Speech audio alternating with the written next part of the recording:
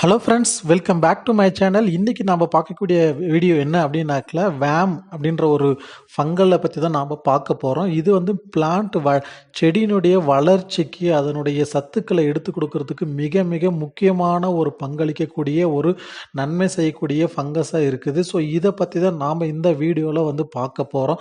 So இதனுடைய main character என்ன அப்படின்னு சொல்லிட்டு பார்த்தீங்கன்னா, ஃபர்ஸ்ட் ஆஃப் ஆல் இதனுடைய ஃபுல் ஃபார்ம் என்னன்னு சொல்லிட்டு நம்ம பார்த்தரலாம். வேம் VAM அப்படின்னாக்கல வெசிகுலார் அர்பசிகுலார் மைக்கோரைசே அப்படின்றது ஒரு ஃபங்கஸ், ஒரு வகையான நன்மை செய்யக்கூடிய ஃபங்கஸ், செடிக்கு நன்மை செய்யக்கூடிய ஒரு ஃபங்கஸ். இது என்ன பண்ணும் அப்படின்னாக்கல நம்மளுடைய செடியில் இருக்கக்கூடிய வேர் முடிச்சியில் வந்து பார்த்தீங்கன்னா அதனுடைய பாப்புலேஷனை வந்து அதிகம் பண்ணிடும். அந்த வேர் முடிச்சு அங்கங்கே அதனுடைய மைசீலியல் குரோத்தை வந்து அதிகம் பண்ணி அந்த செல்லுக்கு உள்ளேயே போயிட்டு இந்த வேம் வந்து பார்த்தீங்கன்னா வேலை செய்ய ஆரம்பிக்கும். ஸோ இது வந்து பார்த்தீங்கன்னா அதுக்கு தான் நம்ம சிம்பயாட்டிக் அசோசியேஷன் அப்படின்னு சொல்லிட்டு நம்ம சொல்லுவோம். அந்த மியூச்சுவலாக ஹெல்ப் பண்ணக்கூடியது, அதாவது செடிக்கும் ஹெல்ப் பண்ணும், மண்ணுக்கும் வந்து பார்த்தீங்கன்னா ஹெல்ப் பண்ணக்கூடிய ஒரு விஷயமா வந்து இது செய்யும்.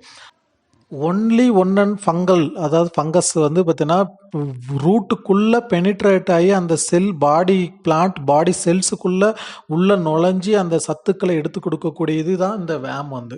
இப்போ நம்ம இந்த வேம் போடுறதுனால என்னென்ன பெனிஃபிட் வந்து நம்மளுக்கு கிடைக்கிது அப்படின்னு சொல்லிட்டு தான் நம்ம பார்க்குறோம்.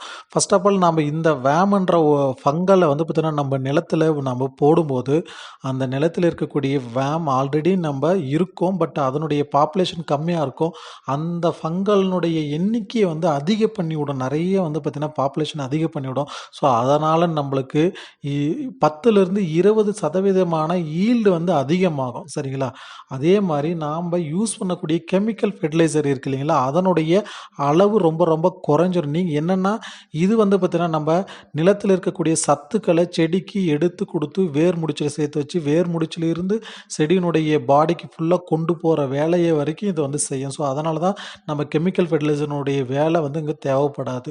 அதே மாதிரி அட்மாஸ்பியரில் இருக்கக்கூடிய பாஸ்பரஸ், ஜிங்க் இந்த மாதிரி உரத்தையும் வந்து பார்த்திங்கன்னா மொபிலைஸ் பண்ணி செடிக்கு எடுத்து கொடுக்கக்கூடிய வேலையை செய்கிறதுனால நம்ம கெமிக்கல் ஃபெர்டிலைசருடைய அளவு பாதியாக குறைஞ்சிரும். நீங்கள் இது வந்து பார்த்திங்கன்னா ஒரு ஏக்கராவுக்கு வந்து பார்த்திங்கன்னா மினிமம் குவான்டிட்டி தான் தேவைப்படும். ஸோ அதே மாதிரி கெமிக்கல் ஃபெர்டிலைசர் நீங்கள் இது போடுற போது பாதியாக குறைச்சிடலாம், நீங்கள் 70% குறைச்சிடலாம். அப்போ ஈல்டு உங்களுக்கே டிஃப்ரென்ஸ் தெரியும்.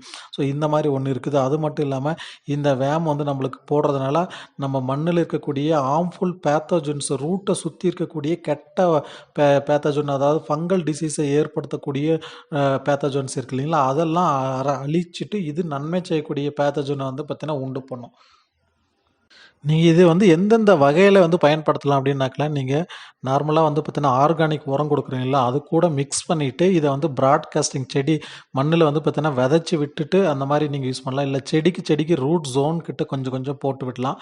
ஒரு செடியினுடைய அளவை பொறுத்து வந்து பார்த்தீங்கன்னா பெரிய செடியாக இருந்தாக்கல அதுக்கு வந்து ஒரு 5 to 10 கிராம்ஸ் அந்த மாதிரி நீங்கள் வந்து மெஷர் பண்ணிவிட்டு நீங்கள் போடலாம்.